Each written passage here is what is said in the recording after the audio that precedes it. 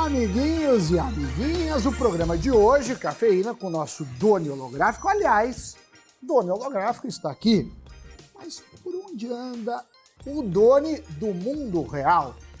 Salve, Sammy Boy! Salve, pessoal! Olha só, eu continuo nos Estados Unidos, estou aqui na Flórida, por isso que a nossa comunicação vai continuar parte holográfica, parte remota, mas eu posso estar fora do Brasil. Fora do Cafeína, jamais! E vamos tocar o programa, Sammy!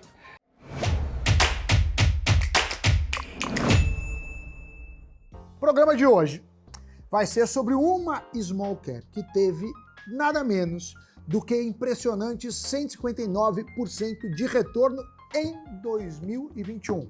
Sabe que empresa estamos falando? A gente está falando de Ferbasa, a companhia de mineração e metalurgia que teve a ação com a melhor rentabilidade de 2021 entre as empresas que compõem o índice Small Caps. Lembrando que as Small Caps são as empresas que têm menor capitalização na bolsa, menor valor de mercado na B3. Mas, gente, são grandes empresas, tá? Muitos funcionários, números robustos e qualquer um de nós gostaria de ter fundado uma delas. Elas só não são tão imensas quanto Vale, Petrobras e por aí vai.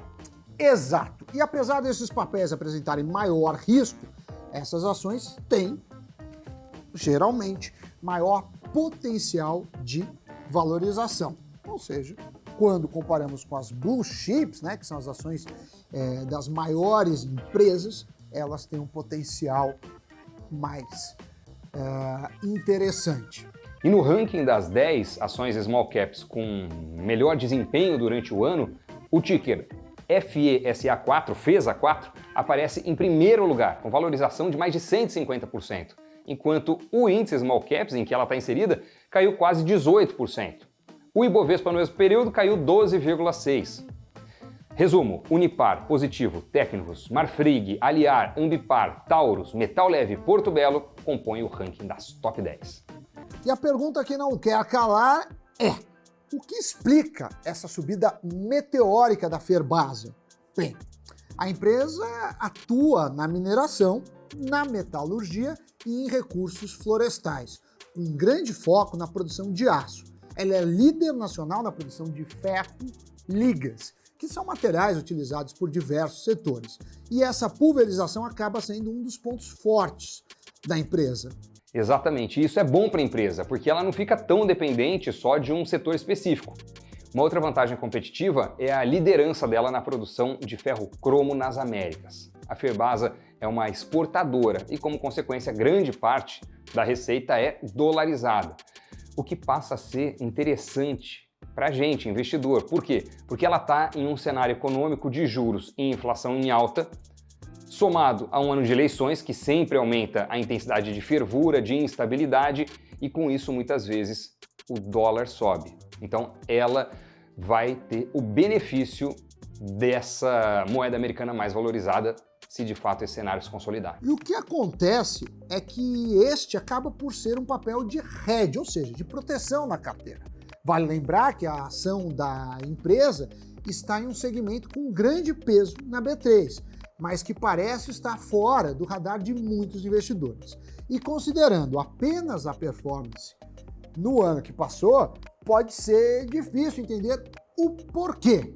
Bem, como não poderia ser diferente, a pandemia paralisou atividades de diferentes indústrias e também impactou a Ferbasa, mas desta de forma positiva, pois fez com que a demanda por seus produtos superasse a oferta. Aliás, vimos em 2020, inclusive, o desajuste entre oferta e demanda em grande parte dos mercados. E estou falando, obviamente, de commodities. Verdade, Sammy. A oferta diminuiu, muitas atividades foram encerradas por algum tempo, mas a demanda até que continuou. Agora, um outro ponto importantíssimo para a gente destacar aqui é a China. O país tem planos de ser carbono neutro até 2050, e isso tem ajudado a Ferbasa, porque a China tem fechado uma série de fornos no país para conter a emissão de gases, e assim abre espaço para a empresa brasileira ganhar mercado, já que ela usa fontes de energia mais limpas. Como a matriz energética da China é baseada no carvão, o que polui muito, nos últimos tempos a China fechou muitos fornos, e isso impacta positivamente a Ferbasa com aumento de preços. Então, Doni, de forma resumida, temos visto uma crise energética na China, com o preço futuro do carvão explodindo e, bingo, abemos uma valorização que encostou em 160% nas ações da Ferbasa. Mas os analistas enxergam riscos que devem ser observados de perto. O fato da Ferbasa ser uma exportadora, apesar de trazer benefícios que a gente citou, também coloca um alerta em letras garrafais de um negócio chamado China. Isso porque a escassez de energia e o racionamento que acontecem por lá afetam diretamente a empresa. Um outro risco está relacionado ao preço das commodities, que vem caindo, claro, depois de terem experimentado aí um crescimento bastante explosivo de 2020 para cá. Então, se de um lado as mudanças nas políticas climáticas favorecem a companhia, por outro, a dependência da China e a dinâmica dos preços das commodities são vistas como riscos. E quando falamos do gigante asiático, nada é tão fácil de prever. Bom, no terceiro trimestre de 2021, o lucro líquido da empresa teve uma alta de quase 2.000%. Isso quando a gente compara com o mesmo período de 2020. O resultado foi principalmente influenciado pela alta de 32% no preço médio em dólar dos principais produtos. A valorização do dólar, o incremento de 9% no volume de vendas também foram dois fatores que ajudaram a impulsionar os resultados. E claro que a base de comparação, né? O salto foi impressionante assim, mas porque a base antes não era tão alta. De qualquer forma, os números parecem positivos. A Small Cap tem recomendação de compra pelo Nuinvest por R$ 54. Os analistas, Doni, pontuam que a companhia tem as mais importantes siderúrgicas do mundo como clientes. Minas com minério de cromo com vida útil para cerca de 80 anos, receita dolarizada e 90% dos custos em moeda brasileira. Também foi apontado que é na retomada do consumo doméstico que pode estar o próximo salto de margem da Ferbasa, já que para competir no cenário internacional a companhia precisa reduzir o preço dos seus produtos muitas vezes, e isso não acontece quando ela vende as ferroligas para siderúrgicas brasileiras. Para você que está assistindo, ouvindo a gente entender bem como é que a companhia ganha dinheiro, a primeira etapa é na mineração do minério de cromo e de quartzo. Nessa etapa, reduzir o custo de extração é crucial para a sustentabilidade do negócio. É só a partir daí que as ferroligas de ferro cromo e ferro silício são criadas. As siderúrgicas usam essas ferroligas para criarem vários tipos de aço. O FECR, por exemplo, é indispensável na fabricação do aço inox e também é utilizado na fabricação de aços para a indústria automotiva. Já o ferro silício é indispensável na fabricação do aço bruto e do aço elétrico, utilizados em carros elétricos, transformadores e painéis fotovoltaicos. Agora, segundo os analistas da Nuinvest, a oscilação do lucro líquido consolidado não é tão preocupante. Por quê? Porque é em grande medida decorrente da variação no câmbio. Agora, o que o investidor deve ficar de olho é no fluxo de caixa. E nesse caso a empresa gera muito caixa. Uma geração de caixa, aliás, que vem permitindo à Ferbasa distribuir proventos trimestralmente ao longo dos últimos 10 anos. Dito isso, Doni, só me resta chamar o Giro de Notícias.